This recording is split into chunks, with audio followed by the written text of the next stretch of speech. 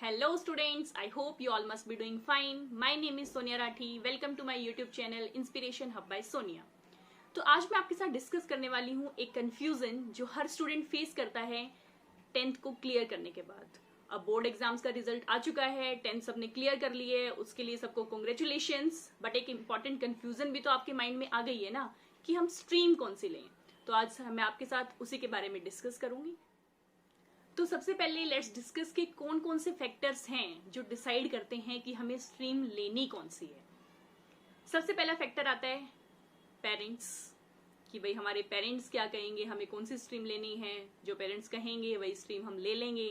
मतलब अपनी जो इंडियन सोसाइटी है उसमें तो ऐसा ही होता है बेसिकली कि पेरेंट्स ने बोला साइंस लेनी है तो साइंस ले ली, पेरेंट्स ने बोला कॉमर्स लेनी है तो कॉमर्स ले ली, पेरेंट्स ने बोला ह्यूमैनिटीज की तरफ जाना है तो ह्यूमैनिटीज ले ली। बट क्या लिटरली यही क्राइटेरिया है अपनी स्ट्रीम को सेलेक्ट करने का? आप खुद सोचो कि अगर आपने साइंस स्ट्रीम ले ली बट आप उसे कर नहीं पा रहे हो तो क्या फायदा उस चीज को लेने का। आपने चलो जबरदस्ती ले लिया, आपने 12th क्लास क्लियर कर ली, आपने किसी अच्छी इंजीनियरिंग कॉलेज में एडमिशन ले लिया, लेकिन उसके बाद भी आपका करियर नहीं बन पाया। फिर स्टार्ट होती है story of comparison. Parents start कर देते हैं कि शर्मा जी का बेटा इंजीनियर बन गया, वर्मा जी का बेटा आईएएस ऑफिसर बन गया, लेकिन तूने क्या किया? अरे पेरेंट्स सोचो कि आपने क्या उसे समझा कि वो क्या चाहता था। आपने तो सिर्फ अपना प्रेशर उसके ऊपर थोप दिया। तो आप सबने मूवी देखी होगी 3 इडियट्स। उसमें फरहान, आपको पता होगा उसके पापा ने क्या किया था, उसे जबरदस्ती इंजीनियरिंग कॉलेज में एडमिशन दिला दिया कि सोसाइटी क्या कहेगी कि इंजीनियरिंग नहीं कर रहा बच्चा। वही शर्मा जी वर्मा जी केस। तो हुआ क्या उसके साथ, उसका इंटरेस्ट किस में था? फोटोग्राफी में। जबरदस्ती एडमिशन दिलाया था, हालांकि उसकी जॉब भी लग जाती, अच्छा पे स्केल भी होता, बहुत पैसा वो कमा लेता, लेकिन फायदा क्या होता अगर वो अपनी जॉब से सेटिस्फाई नहीं होता। तो व्हाट आई पर्सनली फील कि a satisfied life is better than a successful life. फिर बात आती है पेरेंट्स की। तो पेरेंट्स को भी ये बात समझनी चाहिए कि अपने बच्चे पर प्रेशर ना डालें। से if I talk about my parents, तो उन्होंने कभी मुझे प्रेशराइज नहीं किया कि बेटा तुझे ये स्ट्रीम लेनी है, तुझे ये करना है। उन्होंने टोटली मुझ पर छोड़ दिया कि जिसमें तेरा इंटरेस्ट है तू वो कर। से if I remember the days कि जब मैं छोटी थी, मतलब स्टार्टिंग से ही पापा की आदत थी कि क्वेश्चंस पूछते रहते थे मैथ से रिलेटेड, और मैं हमेशा लेट रिस्पॉन्ड करती थी, मेरा भाई जल्दी आंसर कर देता था। होता क्या था, मेरा इंटरेस्ट ही नहीं था मैथ्स में, मेरा दिमाग चलता ही नहीं था। लिटरली अगर कहूँ तो मेरा दिमाग चलता ही नहीं था मैथ्स में। फिर 10th क्लास आई, 10th में बोर्ड का एग्जाम हुआ, मैथ्स का पेपर था उस दिन, और मैं जब घर आई तो रोते रोते घर पे आई और पापा ने पूछा कि क्या हुआ, तो आई सेड कि मेरा पेपर अच्छा नहीं हुआ। लेकिन हालांकि वो पेपर अच्छा था, मेरे मार्क्स भी अच्छे आए उसमें, बट रीजन क्या था कि मैं बहुत डरी हुई थी या मैं कॉन्फिडेंट नहीं थी मैथ सब्जेक्ट के लिए। तो इसलिए फिर वही सेम कंफ्यूजन जब मेरे सामने आई कि 10th के बाद क्या सिलेक्ट करना है, कौन सी स्ट्रीम लेनी है, तो पेरेंट्स को पता था कि साइंस में इंटरेस्ट तो है बट मैथ्स मुझसे नहीं हो पाएगी। उन्होंने भी कुछ नहीं कहा, मैंने भी मैथ्स की तरफ ऑप्ट नहीं किया। So I opted for PCB, physics chemistry bio. So I am a medical student basically because of my fear of maths.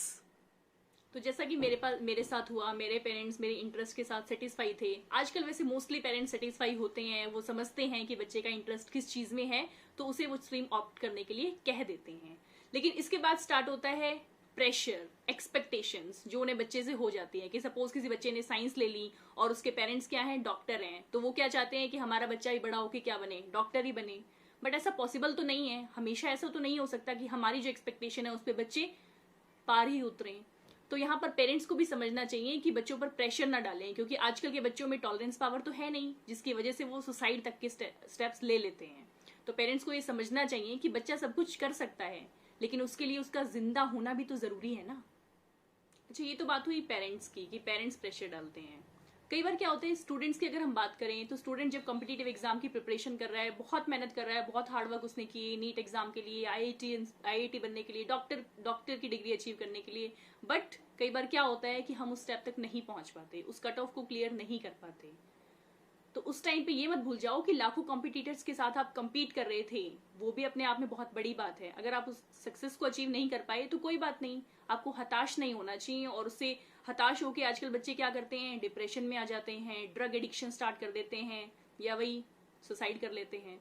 तो स्टूडेंट्स को या बच्चों को भी ये बात समझनी चाहिए कि आपके पास और भी बहुत सारे ऑप्शन हैं। अगर आप एक ऑप्शन को कंप्लीट नहीं कर पाए तो सेकंड ऑप्शन की तरफ आप जा सकते हैं। तो अब जब हम बात कर रहे थे जिंदगी की या सुसाइड करने की, तो मुझे एक बहुत अच्छी लाइन याद आती है जो कि आई थिंक छिछोरे मूवी का एक बहुत अच्छा डायलॉग है कि अक्सर हम हार जीत, सक्सेस और फेलियर के बीच इस तरह से फंस जाते हैं कि भूल जाते हैं कि जिंदगी में सबसे जरूरी होती है जिंदगी। तो कुछ भी हो जाए अपनी लाइफ पे गिव अप मत करो, अपनी स्ट्रेंथ पे भरोसा रखो, आप जरूर सक्सेसफुल हो। तो अब बात करते हैं सेकंड फैक्टर की जिसकी वजह से हम डिसाइड करते हैं कि हमें स्ट्रीम कौन सी लेनी है। हमारा फ्रेंड सर्कल। हमें सोचते हैं मेरे फ्रेंड ने साइंस ले लिया तो मैं साइंस ले लेता हूँ, फ्रेंड ने कॉमर्स ले ली तो कॉमर्स ले लेता हूँ, फ्रेंड्स ने ह्यूमैनिटीज ऑप्ट कर ली तो मैं भी ह्यूमैनिटीज की ओर चल पड़ता हूँ। बट क्या बेसिकली यही क्राइटेरिया है कि मेरे फ्रेंड का जो इंटरेस्ट है वही मेरा इंटरेस्ट हो? तो इस बारे में मत सोचो कि मैंने ये स्ट्रीम ली और मेरे फ्रेंड ने कोई और स्ट्रीम ले ली तो मैं अकेला रह जाऊंगा। अक्सर अकेलेपन से वही गुजरता है जो जिंदगी में सही फैसले को चुनता है। और आगे आगे आप जैसे बड़े होते जाएंगे तो आपको रियलाइज होगा कि लोग आपसे आपकी हैसियत पूछते हैं, खैरियत नहीं पूछते। अब बात करते हैं थर्ड फैक्टर की जो डिसाइड करता है कि हम कौन सी स्ट्रीम लेंगे। वो क्या है?